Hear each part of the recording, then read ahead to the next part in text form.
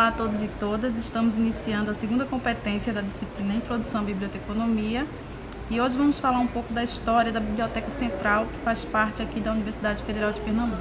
Para isso, contamos hoje com Elilson Góes, vai falar um pouco da história da biblioteca, os processos, os serviços. Ele é diretor do Sistema Integrado de Bibliotecas e da Biblioteca Central. Olá, Elilson, boa tarde. Obrigada por aceitar o convite e eu gostaria que você falasse um pouco da história da biblioteca, os serviços, os processos, a função social dela para a universidade e também para a sociedade. Boa tarde, Malu. Obrigado pelo convite aos alunos da EAD, do curso técnico, em biblioteconomia. Na realidade, a Biblioteca Central ela é um órgão suplementar da Universidade Federal de Pernambuco. Está completando este ano agora de 2014 seus 40 anos de atividades.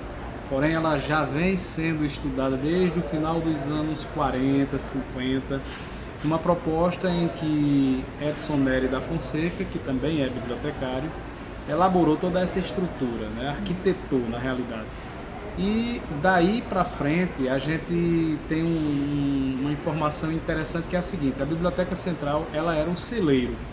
Por si só, por isso esse nome de central, ela articulava todas as doações dos acervos que chegavam até aqui. Esses acervos eram doados pelos professores, então entravam acervos da área jurídica, da área de tecnologias, engenharias, tudo centrado aqui na Biblioteca Central. Com o passar do tempo, a gente sentiu que os centros, na criação desses centros, tiveram em suas bibliotecas setoriais. Os acervos também começaram a ser desenvolvidos nessas localidades. E aí a Biblioteca Central ela tinha todos os serviços inerentes ao seu desenvolvimento, teve que compartilhar com as demais bibliotecas setoriais. Então, por exemplo, antes você só tinha a normatização de trabalhos acadêmicos aqui na Biblioteca Central. Hoje todos os centros oferecem. O acesso ao portal periódicos CAPES só era feito aqui. Hoje todos os centros também oferecem, inclusive com treinamentos. Você tinha o acervo específico daquela área aqui. Inclusive era, na época, uma das atividades que o pessoal achava mais interessante, porque toda a informação pelas classes da biblioteconomia do 0 ao 9, ela era por uma cor específica, que começava no térreo, passava pelas escadas até as estantes. Então não havia como você se perder daquela informação, Em relação à classificação desse material bibliográfico, vocês vão estudar um pouco mais na disciplina específica, que é a representação temática, ok? Então hoje a gente está com a proposta, inclusive no desenvolvimento das nossas coleções, nós temos uma política de desenvolvimento de coleções que está sendo finalizada e que essa política ela dá um norte. Primeiro para o que queremos em nosso acervo, depois o que queremos para o acervo das demais bibliotecas. Isso foi baseado através de muitas doações que chegavam aqui também. Tem material que chega interessante, mas também tem material que não vale a pena a gente receber. E qual é o destino desse material? O que não vale a pena a gente receber, por exemplo, chega a lista telefônica. Então, para a gente não tem nenhum interesse. A gente repassa para as ONGs cadastradas, como o caso dos Trapeiros de Emaús, que pega todo esse material para reciclar. Acontece também de chegar livros, alguns em estado bem degradável, e aí você contamina seu acervo. Enfim, por conta disso, essa política ela foi necessária para a gente poder dar o norte ao nosso acervo. Hoje, inclusive, o acervo está passando por uma requalificação. A gente está, através do bibliotecário Rubens Filho, que é coordenador administrativo da Biblioteca Central, está fazendo um estudo. Nesse estudo, ele identifica, através das estatísticas do nosso sistema Pérgamo de gerenciamento de bibliotecas, quais são as obras mais utilizadas aqui pela Central. E ele faz um comparativo com essas mesmas obras nas outras bibliotecas. Inclusive, por exemplo, se aquele tipo de livro ele tem reserva fora. Então, onde é que é mais interessante ele ficar? Aqui ou em outra biblioteca? Então, é um ponto interessante. Daí é projetado todo o amparato, e aí a gente, nessa política também, a gente já norteou que o acervo da Biblioteca Central ele vai ser um acervo específico em literatura brasileira, literatura pernambucana, em ficção, em biblioteconomia, em comunicação. É um acervo que você, por exemplo, vai ter uma obra de Dostoiévski na original e vai ter ela traduzida. Então você tem essa possibilidade, né, de ter esse conhecimento literário muito mais aguçado. E para isso a gente está fazendo uma comissão de professores que nos orientam como que a gente deve adquirir esse material. Alguns são muito baratos, você passa muito tempo para, vamos supor, pegar R$100 em obras. É obra que custa R$20, R$30. Outros estão em domínio público, enfim, mas a intenção é que a gente faça nosso acervo nessa magnitude. Tanto é que nós estamos agora promovendo a troca de todas as estantes para viabilizar, inclusive, o armazenamento dessas informações, né, desses suportes. Então, tudo que a biblioteca oferecia, as outras também estão oferecendo. Por conta disso, nós resolvemos ampliar esse conceito de biblioteca, que na imagem de muitos, bibliotecário é uma figura que está muito passivo, aguardando o usuário, né, chegar e dar a sua solicitação do que ele quer.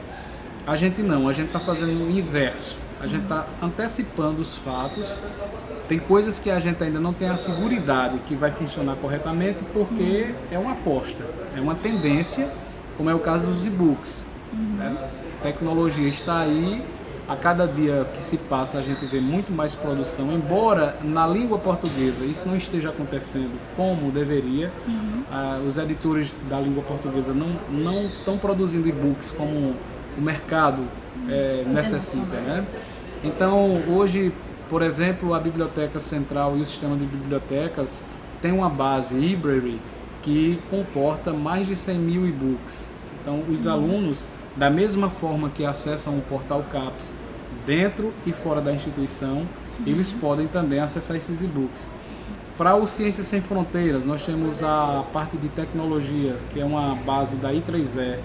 Essa é a parte mais da área de pesquisa dentro da universidade, né? Pesquisa, porque o que a gente tem de direcionamento dentro da nossa missão e da nossa visão seria contribuir para o desenvolvimento da informação, do conhecimento nas áreas tecnológicas, culturais e de pesquisa, né? Então, isso inclusive vai de acordo com a proposta da universidade que trabalha o tripé ensino, pesquisa e extensão. E nós aí estamos visualizando um cenário muito mais à frente que é focado na pesquisa. A universidade ela cresce, ela pontua de acordo com as pesquisas, né, que são projetadas, que são produzidas através da sua rede acadêmica. Para que isso aí aconteça, você também tem que estar seguramente amparado, né, dentro de todos os formatos e dando essa condição aos usuários. Ora, ninguém nunca imaginava que as fichas catalográficas dos fichários elas fossem sumir.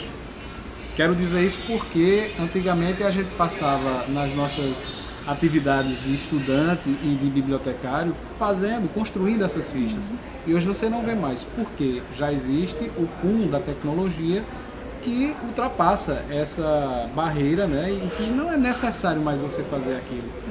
Tem gente que diz, e se o sistema sair do ar? Tá, se o sistema sair do ar, obviamente, você, por um caso de energia, tudo bem, que você não tem o que fazer, mas isso é uma possibilidade remota, porque hoje existem geradores que dão esse suporte, né? E hoje também, por exemplo, para quem não conhece nada de regras da biblioteconomia, da indexação, né, de você, aquelas letras e aqueles números, para que isso, para que isso organizado, Dio pensou dessa forma, né? Então, hoje você vai no Pérgamo, tem um mecanismo que é o QR Code, que lá você tira uma foto e ela vai dizer onde é que aquele livro está, em que prateleira e qual é a posição. Então, tudo vem em conjunto. Há uma parte muito básica nisso que nós estamos introduzindo, está em processo de licitação, o RFID, que é a radiofrequência, né? A identificação por radiofrequência. Então, todos os nossos livros, eles terão a possibilidade de, inclusive, você fazer uma estatística diária e saber quais são as áreas mais consultadas na universidade. Ou seja, muitas vezes a gente vê os alunos que vêm aqui no nosso acervo e, por um motivo ou outro, eles não podem pegar aquele livro naquele momento e eles tiram, colocam em outra posição. Então quem faz uma pesquisa vai dizer, o livro está aqui e ninguém está achando. Com um simples ou uma simples varredura nesse sistema, você sabe onde ele está localizado. Então se ele estiver dentro da biblioteca vai dizer que ele vai mostrar onde é que ele está localizado. E daí você recupera, coloca na posição certa, sem erro de alguém chegar e não encontrar. Porque eu acredito que seja a pior coisa para um bibliotecário dar como informação é um usuário faz uma pesquisa e diz, olha, o livro está constando no sistema, mas ninguém localiza na prateleira. Então daí cruzaria-se os braços e perguntaria o que se fazer, né? Com essa parte não. Você já tem como identificar onde é que esse livro está. Então é uma área que está dando ênfase, que é essa parte tecnológica. Elielson, eu queria que você falasse um pouco do processamento técnico, né? A parte de aquisição e a parte de processamento em si, né? A catalogação e indexação de material aqui dentro da universidade. Muito bem. A catalogação, indexação e essa parte do processamento técnico, ela acontece em uma segunda etapa, porque a primeira está relacionada à aquisição. O processo de aquisição, ele acontece através da indicação de professores, alunos, da comunidade acadêmica, de que livros devem compor os acervos. Isso também está dentro de um planejamento nosso que é relativo à bibliografia básica e complementar dos cursos. Por que isso?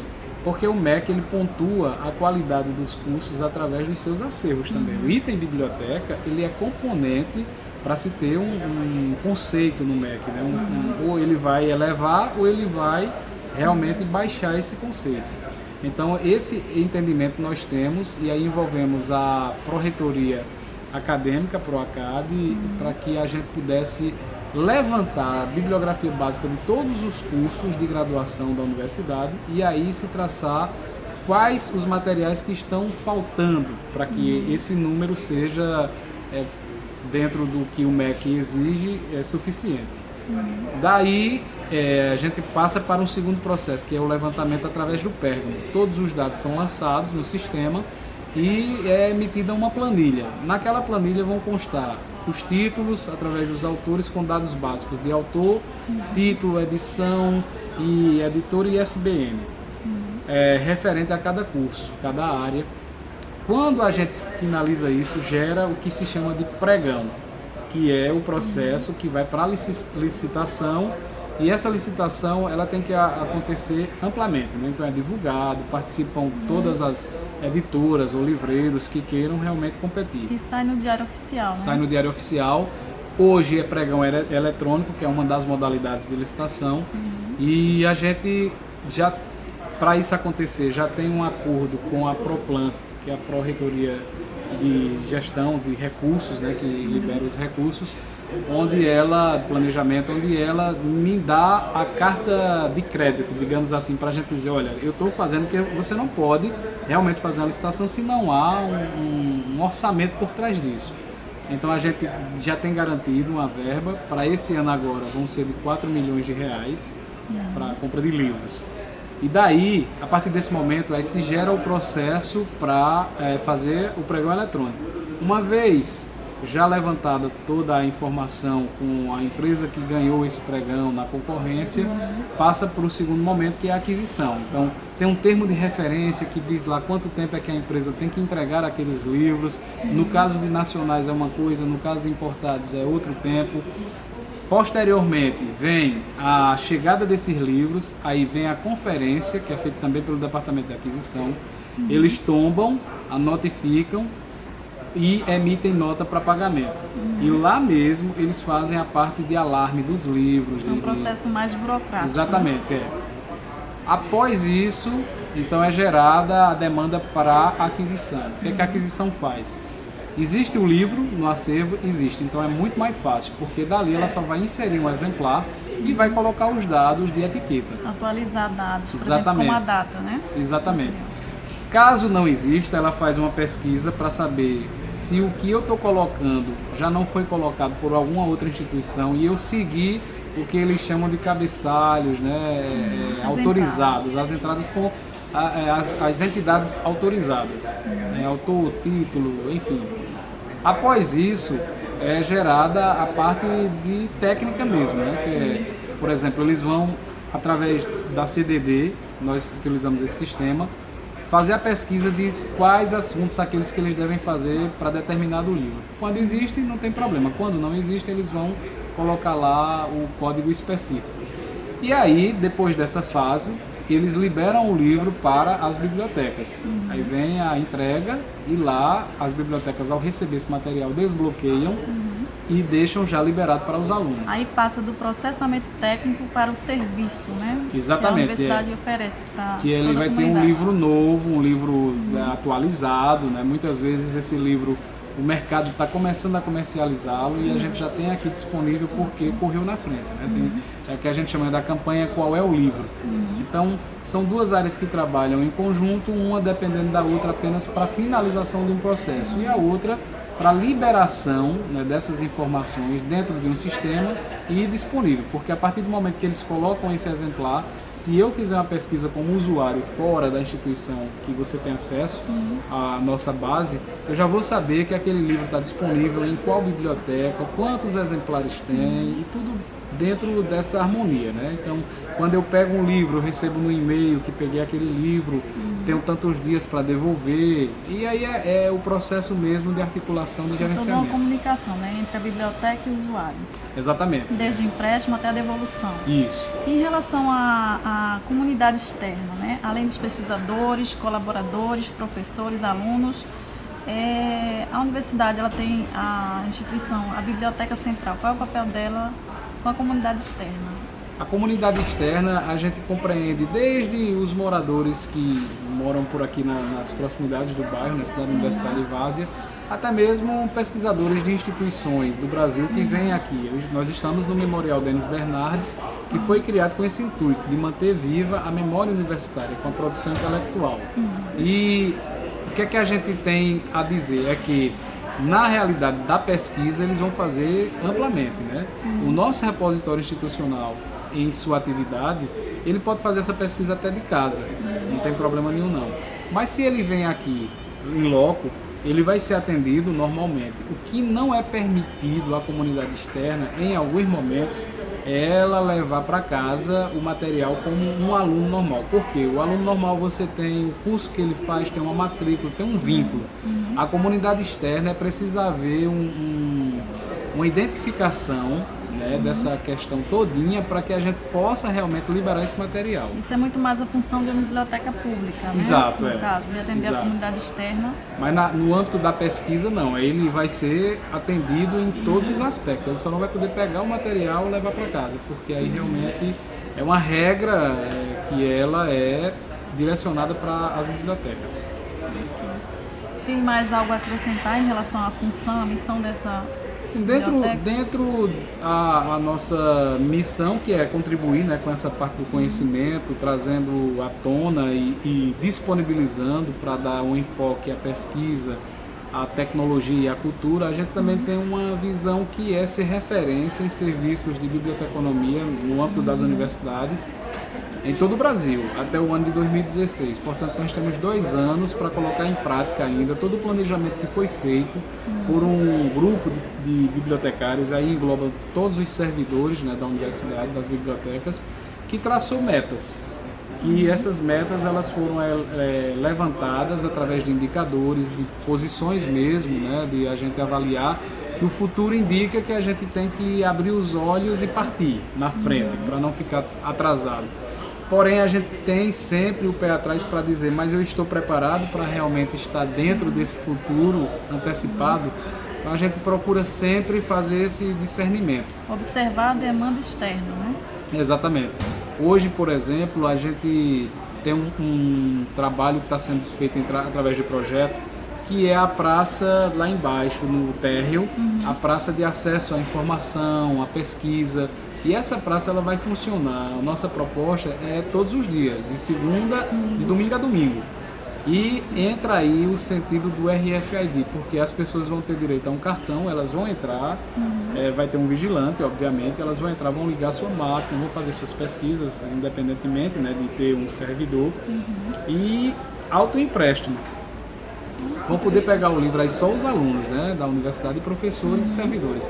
Vão poder pegar o livro, vão poder devolver, está em elaboração o termo de referência para o processo licitatório. E dentro em breve a gente vai estar com isso tudo funcionando. O projeto piloto começa na Biblioteca Central e nas bibliotecas setoriais do CAV, que é em Vitória, e em Caruaru, que é o CAA. Então essas 3 unidades vão poder trabalhar o RFID com autoempréstimo e autodevolução numa característica específica, né, da produção, e facilitando cada vez mais o uso da biblioteca, porque ela tem uma função hoje diferenciada. Nós temos aqui hoje 4 auditórios que têm capacidades de 50 a 150 lugares, temos 6 salas de estudo, que seria para videoconferência, estamos ampliando isso aí para colocação dos equipamentos de videoconferência, mas nós temos também as salas de estudo individual. E é crescente a demanda por pessoas que querem um espaço para estudar. Então, no acervo, a gente já está criando um espaço mais de silêncio, com a zona onde a pessoa pode ter pesquisa sem ninguém fazer barulho. E essas áreas elas são estudadas de acordo com o desenvolvimento do tempo, né? São as necessidades mesmo. Eu agradeço a participação de Elilson Góes hoje com a gente, que somou muito para o nosso aprendizado. E lembrando a vocês que tudo que Elilson falou, de uma maneira muito mais ampla e geral, tudo isso vai ser tratado em várias disciplinas da área, né, com a parte da catalogação, desenvolvimento de coleções, aquisição, indexação. Tudo isso vocês vão estudar mais profundamente. Mas aqui a gente queria apresentar um pouco sobre a Biblioteca Central, o papel dela para a Universidade Federal de Pernambuco, que é referência nacional e internacional para pesquisa, ensino e extensão. Ok? Obrigada. Até a vista.